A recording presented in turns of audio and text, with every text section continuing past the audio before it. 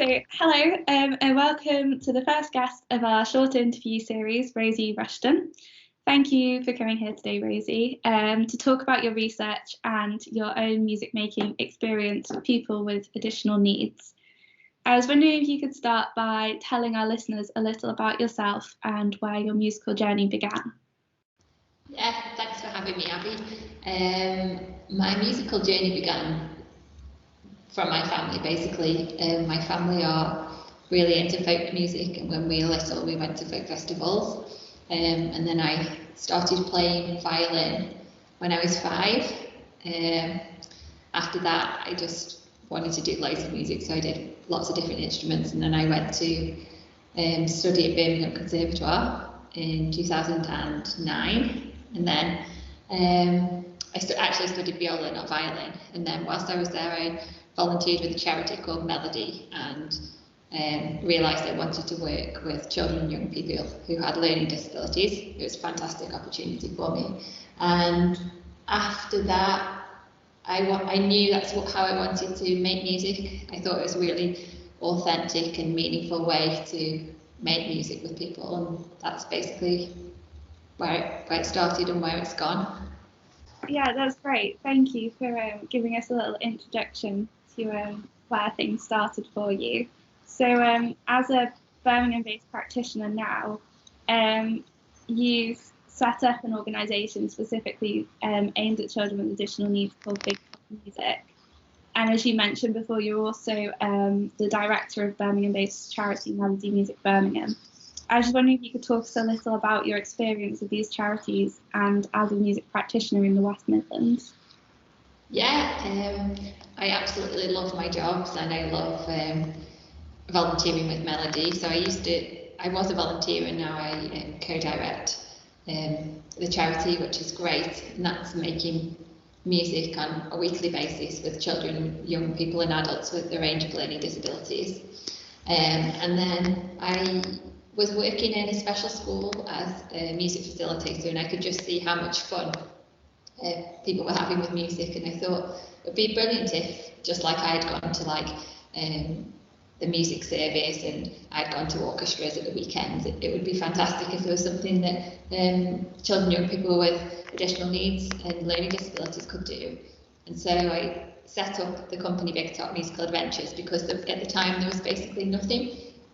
And that's been running since 2015, I think, or 14. And we make music in the community, so we do family sessions where parents would come along with their child or young person. We work with people with a range of learning disabilities, and then we also work in partnerships with some music service hubs, and we work within schools as well. And my role in that is to devise and deliver creative and engaging music sessions which are accessible and fun and meaningful for the children and young people that are taking part. It's really great to hear about how you set up the charity in the first place, and sort of you saw that there was a gap where music kind of needed to be filled. Is that sort of what led you to study for your PhD in music play and learning difficulties? And sort of what led you to pursue this research career? Yeah, well, basically, I just want to be the best I can be at my job for the people that I'm working with and for. So after I finished my degree, I was working in a special school as a music facilitator, and I wanted to learn more, and I wanted to educate myself more on especially people with severe and profound and multiple learning disabilities, because at this point I didn't have very much experience in making music with them.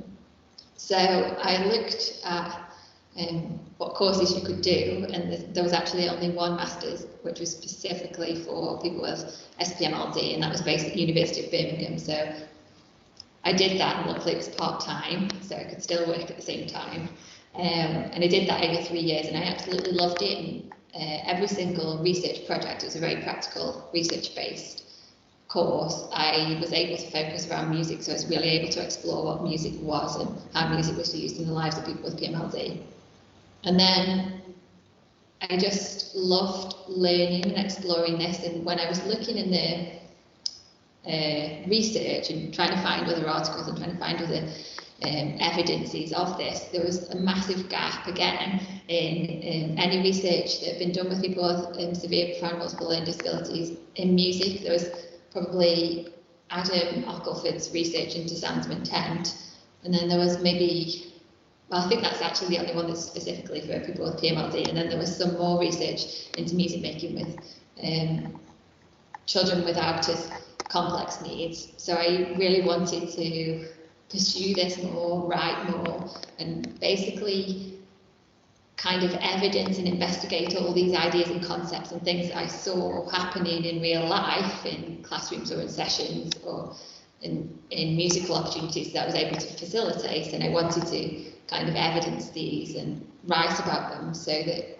other practitioners and other people meeting people with PMLD didn't feel how I'd felt originally, which was like, what should we do? What's out there?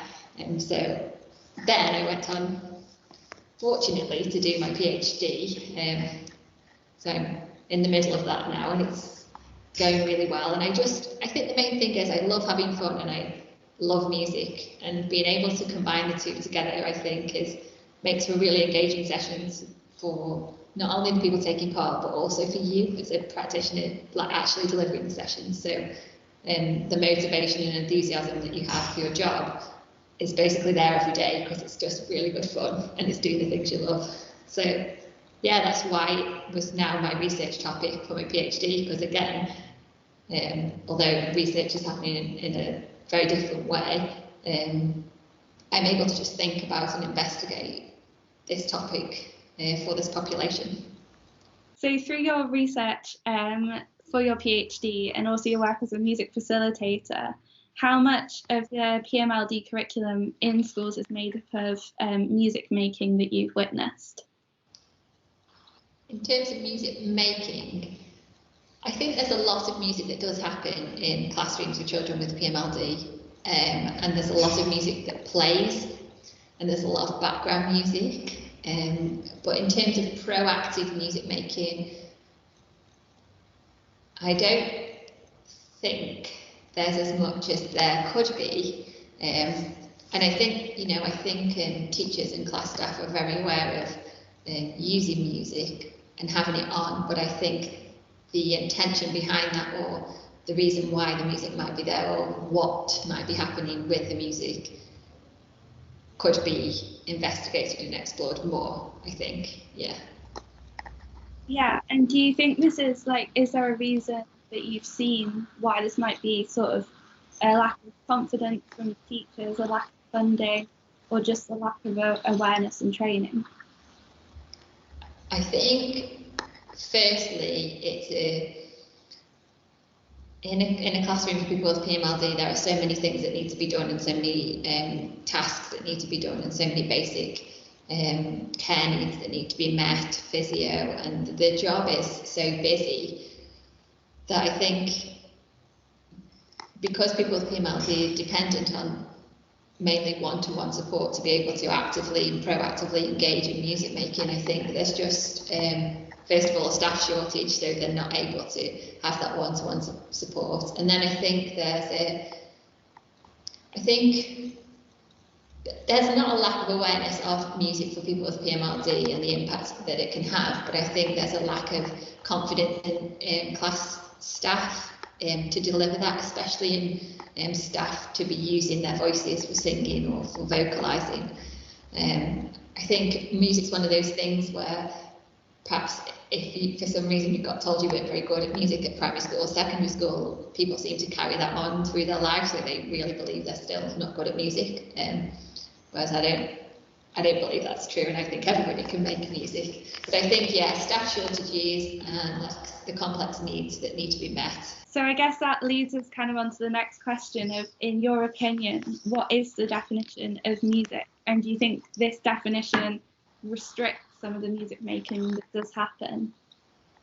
I think other people's definition of music restricts the music making that happens because people have music as conceived as a concept such as like a fully formed song or a a recognisable tune or something that you could whistle along to.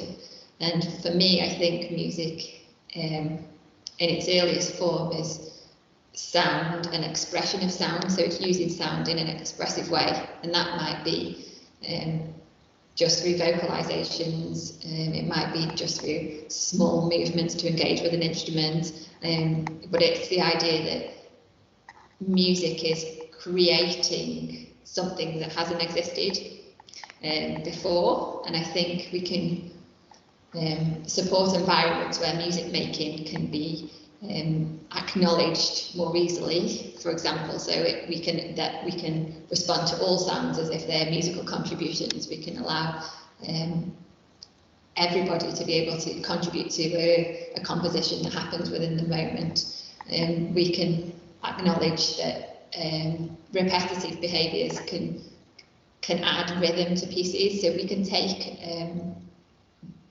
the basic elements of just movement and being, and we can use those in creative ways to develop new and exciting, in the moment, musical activities that will have happened then and might never happen again. And I think that's what's so fantastic about making music with people with PMLD, is that you've got the rawest form of what music is, which I find, I find it really exciting.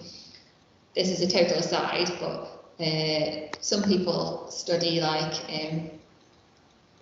free improvisation or creative improvisation, and the whole point of them studying it is to be in the moment and respond to the sounds. And I think, people with PMLD, that's literally what they're doing. You can't get, and that's considered such a high level of art in terms of music, but the same thing is happening in the sessions in the classrooms that I'm privileged to be in. So it's like, I think it's just ace, to be honest.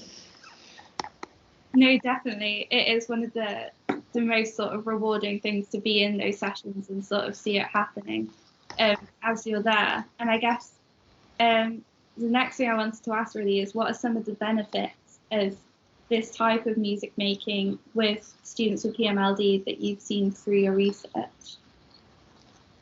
I think the main benefit of music making for people with PMLD is it allows people around them and you and their peers to see them not as just somebody who is constantly taking from needing to be looked after and needing care and needing needing one-to-one support, but as somebody who is contributing. So there's a huge shift in the power dynamic, in that the person is empowered to be a contributor to something, and an equal contributor, because when you're creating music together, there's no hierarchy of, oh, well, I can play scales really fast on my violin and you can tap on a drum, or you can just make open vowel sounds. You're still exploring your vocalizations, because we're creating something together. Our contributions are equal, and I think the first thing that's really important is that music offers a platform that rebalances the kind of unequal distribution that people with PMLD might experience in the majority of their lives. So that's the first thing.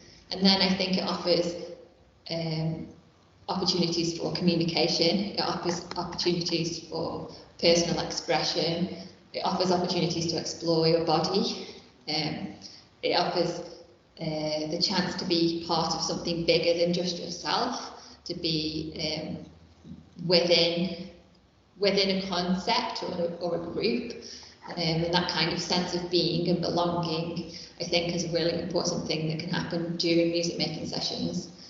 I think it offers all the things that you might want to build on: opportunities for choice, opportunities for preference, opportunities for communication, opportunities for imitation. It offers chances. I've just been in a session where I've been working with someone with PMLD, and they've been conducting by, if they turn this way they have the chime tree, and if they turn this way they have a chime bar, and they're literally conducting a piece of music. So I think it's just it just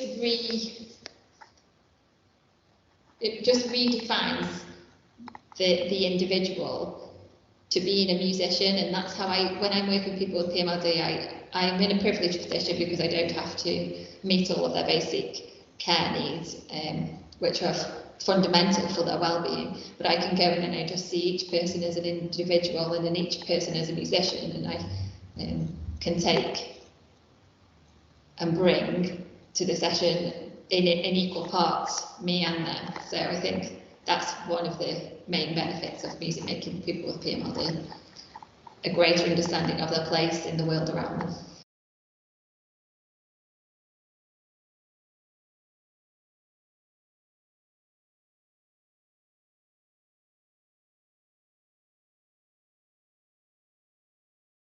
I think through my research and through my personal experience of working with families, I think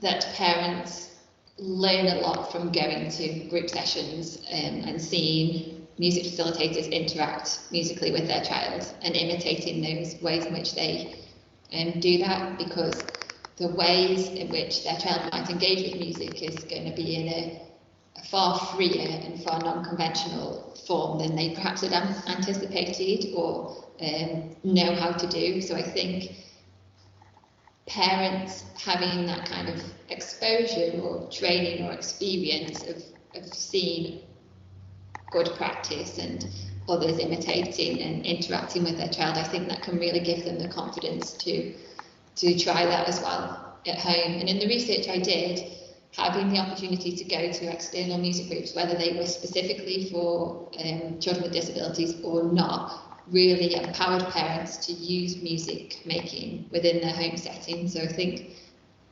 having that barrier again of what formal music might look like and what music as a concept is for their child or young person modelled to them is really important in giving them the confidence to try that independently with their child. In an article you wrote for the SLD Experience, you talk about the benefit of using vocalizations rather than pre-composed lyric-based songs. What are the benefits of using vocal imitation with learners with PMLD, and what have you found from research conducted in this area? This is something I'm really passionate about, and I really,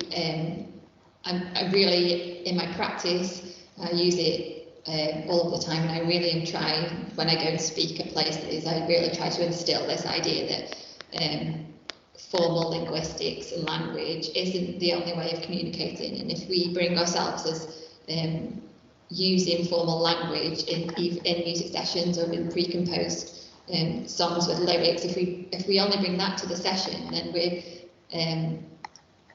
we're not bringing an even playing field. We're saying that our form of communication is superior to the individual that we're working with in their form of communication.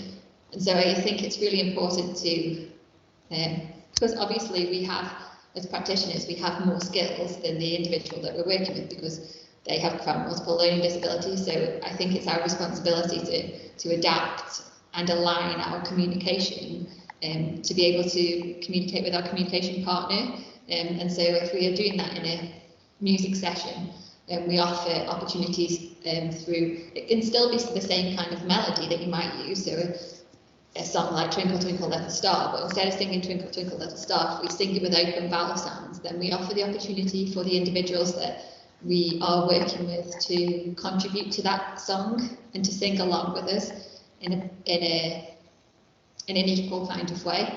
And I think in the research that I did, the songs when we used open vowel sounds, there was far more increased vocalizations from the children who were taking part. And I think that's because when you're using those sounds, you can go straight from singing along to imitating whatever sounds are happening in the room, and you can immediately start those musical conversations. And I think imitating those sounds allows the individual to acknowledge that they are being recognised as part of the group and to engage in an exchange of communication. And there's a great author called Jean Ware, and she's written a thing which is called responsive environments, and it's the idea that the environment responds to the child or the young person with profound and multiple learning disabilities. And if we set up an environment which immediately uses language, formal language, to communicate, then immediately we are going in to dominate that environment and not to respond to the individuals and create an environment which we are able to respond to them. So I think it's really important. And you can use lyrics later on, maybe, perhaps, but I think one of the reasons we use lyrics in singing is because in early years practice, we're working towards the development of language. And for people with PMLD, it's most likely that they're not going to develop formal language. And so if we continue to push as if they are going to, it's disrespectful to them. In the same article, some of the carers from the research you conducted said they did not feel confident in using their voice to imitate the learners' vocalizations. What advice would you give to parents and carers who feel the same way about this? When you're trying to learn a new language, you don't feel very confident to speak it. So it's understandable. So say, perhaps you're learning French, you might find it easier to listen to French and read French than actually speak French, because that's an anxiety that people have in getting things wrong. But when you are learning the language of your child or the young person that you might be caring for, you're more likely to get it right. And so don't be too nervous and experiment. And if you feel like you can't do it when other people are around, that's totally fine. And just find yourself a one-to-one situation where you're working with that child or young person, and just allow yourself the freedom to be in that moment with them, and know that I'm sure that they will massively appreciate the efforts that you're making to do that. In your paper written with Leela Kosiavaki, Using Musical Play with Children with Profound and Multiple Learning Disabilities at School, you mentioned individuals with PMLD may not have typical reactions to play. Are you able to discuss how their reactions may differ to those without PMLD and some of the reasons for this? So people with PMLD communicate in idiosyncratic ways, and they're often really individual to that person or that you're working with. And I think typical expressions of play, laughter, smiling, giggling, things like that, the individual may not communicate in that way, or may not have the skills to communicate in that way. And so I think playfulness can look in many different forms. And there's a paper by a lady called Debbie Watson. She actually did a PhD on playfulness for people with PMLD, and she describes the playful reactions that those might look like, such as the widening of somebody's eyes, or raising of the eyebrows, or stilling of an individual, or movement of the tongue. And I think if we know the individual we're working with and we think about the context of the situation, we can be alert to offers of playfulness that might come from that individual that are non-conventional to the things that we might be looking for. So I think not having that preconceived idea of what play might look like will mean that we're able to be open to see playfulness within the individuals more, because if we're just looking for typical things such as giggling, laughter, smiling, we might miss the fact that every time we do something as an offer of play, that the individual moves their hand in a certain way to try to reinitiate that offer. So I think just being aware that play and playfulness is, as is all communication for people with PMLD, is not going to perhaps look in that standardised way, and taking the time to learn how that might look for the individual, I think is really important to facilitating meaningful play opportunities for them. Definitely. And also in the same article, you talk about the importance of play in a child's development. How important is it for a child's development to encourage musical play in their routine, such as at home or in school? Personally, I think it's really important to encourage musical play in a child's life and a young person's life, and when they become an adult with profound multiple learning disabilities. And I really think it's important because I'm doing a whole PhD on it. So I think it's really important because play and conventional forms of play often are not accessible for people with profound and multiple learning disabilities. And even conventional play toys are not accessible because perhaps the individual doesn't have the physical functioning skills to be able to engage with that toy. And so I think thinking about alternative ways of what play might look like, and knowing that music is a motivating and engaging thing for people with PMLD. The research shows that music engages people with PMLD.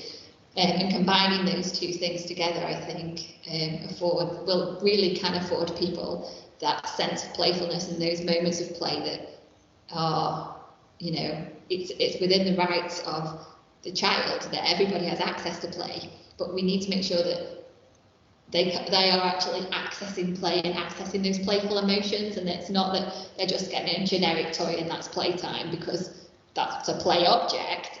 It actually needs to be play activity or play, a sense of playfulness. And I think that using music and using instruments, accessible instruments in playful ways, or vocalizations in playful ways, can provide those opportunities for the individual. And I think when, you know, play is massively important for well-being, it's massively important for a sense of self, for development, for learning, but even just intrinsically for within its own right, I think having that opportunity to engage in a playful experience is really important. And I especially think it's important for people with PMLD when they, you know, play diminishes in early years. You're thinking play is going to be happening, and because they're small children, they look cute, you do playful activities.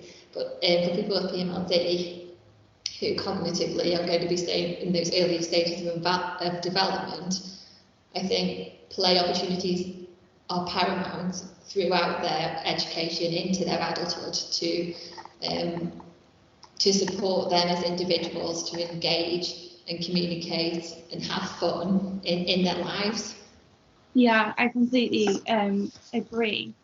And obviously, every parent and carer knows their own child and how to support their specific needs, which is why sensory sounds doesn't impose specific information on how to engage with their child and their child's reaction to music making. However, do you have any suggestions for parents and carers listening of any activities which may help to introduce musical play into the home, even if they have very little musical experience? Musical play, you can do, you don't need a lot of things, you just need a willingness, I think, in your attitude and your personality and your approach. So I think in introducing musical play into the home, you might think about some of the music that your child or young person enjoys listening to. It might be something from a TV program, or it might be something that they hear on the radio, and think about giving them opportunities to access that in different ways. So if they only ever hear it on the TV, maybe playing an audio track without the TV, offering them an invitation to play, which comes through your openness and your willingness to be there in the moment with them. So that's how to start it off. And then using something really simple. It doesn't even need to be like a traditional instrument. You could just use like an upside down Tupperware tub, and offering that maybe as a drum. Again, not thinking of it in the conventional way, so perhaps playing the drum on different parts of the child's body and seeing how they react to that. Always being alert to any offer of playfulness that they might be showing, or any disliking that they might be showing equally as well. So always being open to respond to that. And then perhaps adding things like anticipatory vocalization. So you're going to, you might not play the drum straight away, but you might do kind of like, ooh, and then you play the drum. And seeing how the child or young person reacts or responds to that.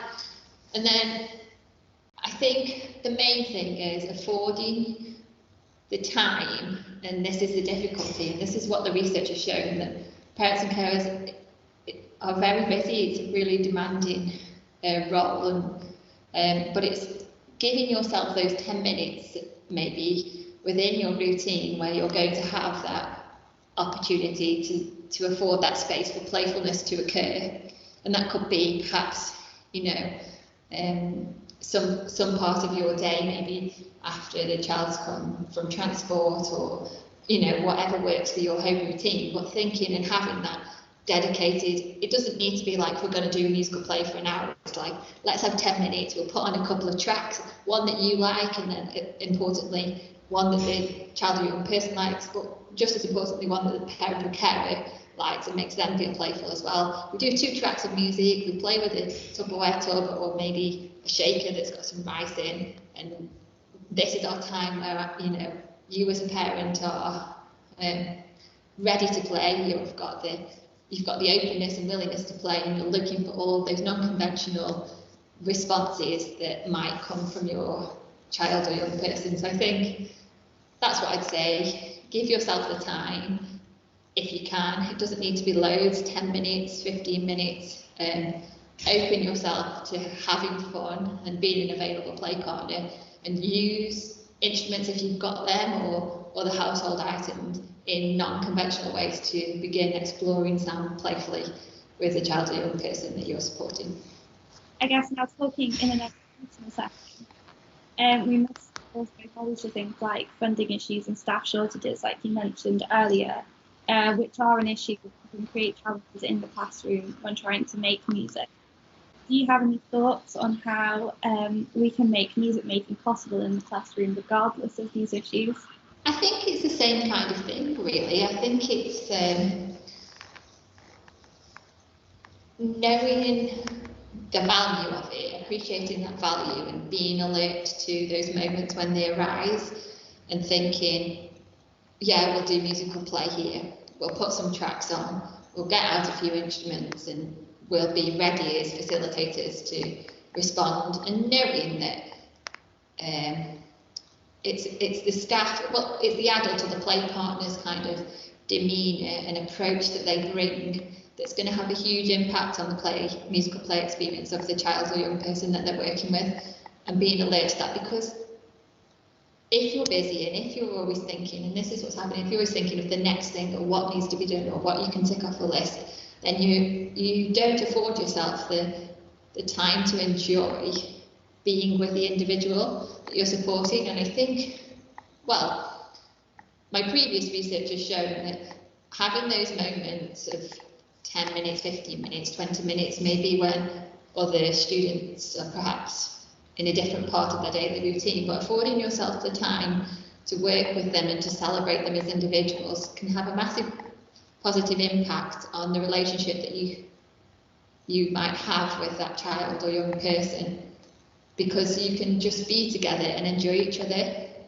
And I think that's very different than perhaps what's happening in schools a lot of the time, in which you're trying to get through this routine of needs which must be met, and routine of targets that must be accessed in the day. So I think probably my advice for staff is pick some tunes that you like, pick some tunes that the child or young person likes. Ideally pick like karaoke versions or instrumental versions, so that you haven't got that linguistic superiority there. You've got that kind of openness for both of you to use your vocalizations and your words.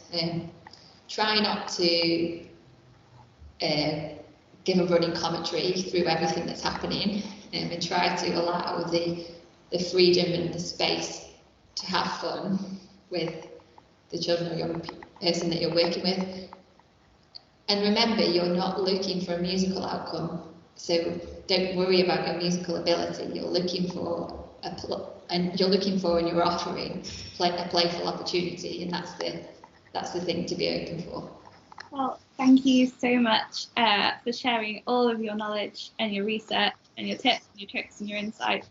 It's been really interesting for me, and I hope everybody listening has also found this just as useful. If anybody wants to find out more about your research or wants to contact you regarding anything we talked about or the charities you run, is there anywhere that they can find you? Yeah, I really like talking about music making with people with PMLD, so I'm open to answer anybody's questions about anything and chat. So you can find my website, which is rosierushton.co.uk, or you can type in Big Top Musical Adventures, and that will take you to the Big Top site, or if you type in Melody Music Making into Google, that should take you to the Melody website. And you can contact me directly from my own personal website, and you can see me doing lots of videos online through the Big Top website. So if you've got any questions, or you're interested, or you want to read any of the papers, I think a couple of them are open access, but one of them isn't, but I'm happy to share that with anybody if they want to, so just get in touch. Thanks for having me anyway, I've really enjoyed it.